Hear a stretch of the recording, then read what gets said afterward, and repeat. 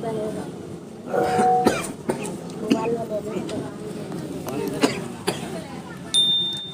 بالله من الشيطان الرجيم بسم الله الرحمن الرحيم قد أفلح من تزكى وذكر اسم ربه فصلى صدق الله مولانا العظيم. حضرات علماء کرام، بزرگان دین، برادران اسلام، پردہ نشین خواتین، اللہ رب العالمین کا کرم ہے، احسان ہے، فضل ہے کہ پروردگار عالم نے ہم تمام لوگوں کو دین کی نسبت سے دینی محفل میں جمع ہونے کی توفیق عطا فرمائی. اللہ پاک ہم تمام لوگ کی یہاں کی موجودگی کو قبول فرمائے اور دین کی جو باتیں کہی جائے اس پہ عمل کی توفیق عطا فرمائے. حاضرین، انسان دنیا کے جھمیلے میں رہ کر آخرت کی تیاری کرے تو وہ انسان اللہ کے نگاہ میں کامیاب ہے.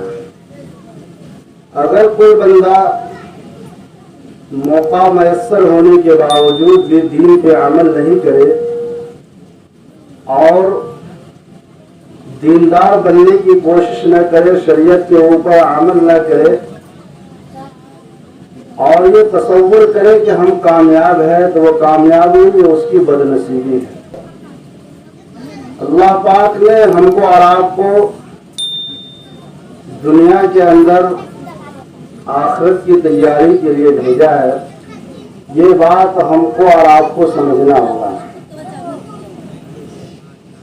اور دنیا کے پیچھے ہمیں اتنا ہی بھاگنا ہے جتنا ہمیں دنیا کے اندر رہنا ہے، اور آخرت کے لیے اتنی فکر کرنی ہے جتنا آخرت میں ہمیں رہنا ہے. پیارے آقا جناب محمد رسول اللہ صلی اللہ علیہ وسلم نے فرمایا، علما للدنیا بمقدار بقائک فیہا وعلما للآخرہ بمقدار بقائک فیہا. دنیا کے لیے جد و جہد اتنا کرو جتنا دنیا میں رہنا ہے، اور آخرت کے لیے کوشش اتنا کرو جتنا آخرت میں رہنا ہے. ہم اور آپ غور کریں، تدبر کریں، فکر کریں، سوچیں تو پتہ یہ چلے گا کہ دنیا میں ہم کو 60 سال، 70 سال، 80 سال، بمشکل 100 سال رہنا ہے. لیکن اگر ہم اپنے آباء و اجداد کا خیال کریں جو ہم سے پہلے دنیا میں آئے اور چلے گئے، دوبارہ ابھی تک ہم اس کی شکل نہیں دیکھے، اس کے بعد ہم لوگوں کا نمبر ہے کہ آخرت میں ہم لوگوں کو بھی جانا ہے اور ہم بھی کتنے دن کے لیے وہاں جائیں گے یہ تصور ہمیں کرنا ہے اور پھر اپنی دنیاوی زندگی کو گزارنا ہے.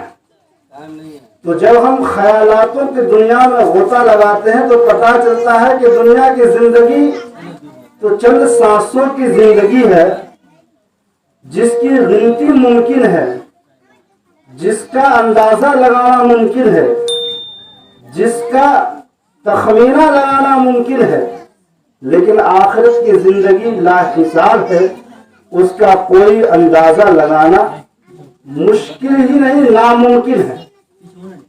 کیونکہ وہاں ہمیشہ ہمیشہ رہنا ہے، اس کی کوئی انتہا نہیں ہے، کوئی آخری سرا نہیں ہے. لیکن دنیاوی زندگی کے انت ہے. یہ سکھ میں بھی کٹ سکتی ہے زندگی اور دکھ میں بھی کٹ سکتی ہے. اگر کسی کے اوپر پریشانی ہے، مصیبت ہے، دنیاوی الجھن ہے، ٹینشن ہے، لاچاری ہے، مجبوری ہے، تو اس کو بھی امید ہے کہ یہ ساری چیزیں موت کے بعد ختم ہو جائے گی. لیکن آخرت میں اگر کسی طرح کی مصیبت میں گرفتار ہو گئے، خدا کی پناہ اگر عذاب قبر میں مبتلا ہو گئے، اللہ محفوظ فرمائے اگر ہم دوزخ کے اندر پہنچ گئے، اگر دوزخ کے آگ میں ہمیں ڈال دیا گیا تو मेरे भाई वहां की जिंदगी खत्म नहीं होगी, वहां चीखो पुकार करके हम थक जाएंगे, लेकिन न वहां मौत आएगी, न हमारी जिंदगी खत्म होगी, न हमारी छुट्टी मिलेगी। इतना हम जानते भी हैं, मानते भी हैं, यकीन भी रखते हैं, ईमान भी रखते हैं, लेकिन उसके बावजूद भी हम मुसलमानों का हाल ये है, जिसे नबी के ऊपर ईमान है, कुरान के ऊपर ईमान है, अल्लाह के ऊपर ईमान है, आखिरत के ऊपर ईमान है, मौत के ऊपर ईमान है, कब्र के ऊपर ईमान है, पुलसरात के ऊपर ईमान है, कयामत पे ईमान है, जन्नत और जहन्नम पे ईमान है, फरिश्तों पे ईमान है, तमाम गैब की खबरों पे ईमान है। उसके बावजूद हम अपनी जिंदगी के अंदर इस्लाम दाखिल नहीं कर पाए, आखिरत की तैयारी की फिक्र हमें नहीं। मेरे दोस्तों, दुनियावी जिंदगी बहुत अहम नहीं है ईमान वालों के लिए। दुनिया की चीजें ईमान वालों के लिए बहुत अहमियत नहीं रखता। ईमान वालों के लिए आखिरत अहम चीज है, और आखिरत की तैयारी सबसे अव्वलीन चीज है। दुनिया के अंदर हम हैं, दुनिया में सांस लेते हैं, दुनिया के अंदर हम जिंदगी गुजारते हैं, दुनियावी चीजों की हमें जरूरत है, लेकिन दुनियावी चीजें हमारी मकसूद नहीं है कि हम दुनिया की चीजों को हासिल नहीं करेंगे तो हमारी जिंदगी नहीं गुजरेगी। जिंदगी परेशानी में भी गुजर सकती है, खुशहाली में भी गुजर सकती है, और नेक काम करके भी जिंदगी गुजारी जा सकती है, और बुराई करके भी जिंदगी गुजर जाती है। लेकिन मेरे भाइयों, अगर हम अय्याशी करके, खुराफात करके, गलत काम करके जिंदगी गुजार कर चले जाएंगे तो आखिरत में हमारे लिए मुसीबतें खड़ी हो जाएंगी। कब्र के अंदर हम जाएंगे, वहां से हमारे लिए परेशानी शुरू हो जाएगी, वहां हमें पकड़ शुरू हो जाएगी और हम गिरफ्तार हो जाएंगे। लेकिन अगर हम आखिरत की तैयारी करके यहाँ से जाएंगे, आखिरत की तैयारी क्या है? हम झूठ ना बोलें, चुगलखोरी अपनी जिंदगी में ना करें, गीबत, हसद, जलन अपने दिलों के अंदर नहीं पालें, और अल्लाह के जो अहकामात है उस अहकामात के ऊपर अमल करें। अल्लाह रब्बुल आलमीन के जो अहकामात है उन तमाम हुक्मों में सबसे अहम तरीन हुक्म नमाज है। हमारी जिंदगी में सबसे पहले नमाज दाखिल हो, ये हमारी फिक्र होनी चाहिए। आज हम मुसलमान कौम के अंदर सबसे ज्यादा अगर किसी चीज की तौफीक की कमी है तो सजदा की तौफीक अल्लाह ने हम लोगों से छीन लिया। आज गांव का गांव, बस्ती की बस्ती, शहर का शहर आप घूम लीजिए, हजारों में 2-4 नमाजी आपको मिलेंगे। ये अल्लाह का अज़ाब है हमारे ऊपर कि जो अहकाम हमारे लिए सबसे महत्तम विशान था, हमारी जिंदगी में वो हुक्म नहीं है। हम अल्लाह के उस अहकाम को भूल गए हैं, हमारी जिंदगी में नमाज नहीं है। अफसोस के साथ कहना पड़ता है कि मर्द हजरात तो 2-4% नमाज पढ़ भी लेते हैं, लेकिन मेरी माँ और बहन तो इतनी ढीठ हो गई है कि घर का घर वीरान है, मोहल्ले के मोहल्ले वीरान है, शहर का शहर वीरान है, और औरतें नमाज की तरफ तवज्जो नहीं देती। वो ये समझती है कि नमाज पढ़ना, दीन पे अमल करना ये मर्दों का काम है, मर्द जाने नमाज पढ़ने के लिए जाए। मेरी माँ और बहनों, तवज्जो के साथ सुनो, अल्लाह का हुक्म जितना मर्दों के लिए है उतना ही तुम्हारे लिए भी है, औरतों के लिए भी है। क़यामत के दिन अगर मर्द से नमाज के बारे में पूछा जाएगा तो औरतों से भी नमाज के बारे में पूछो।